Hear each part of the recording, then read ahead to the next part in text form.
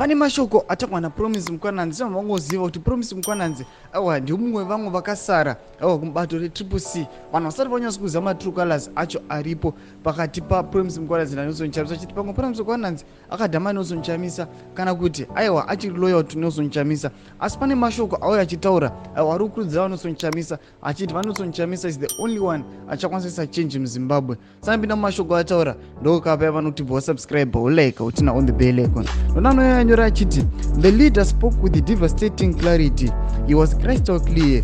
He refused to accept a sham result and stated what is needed to be done. He himself has followed through by refusing to be part of the sham.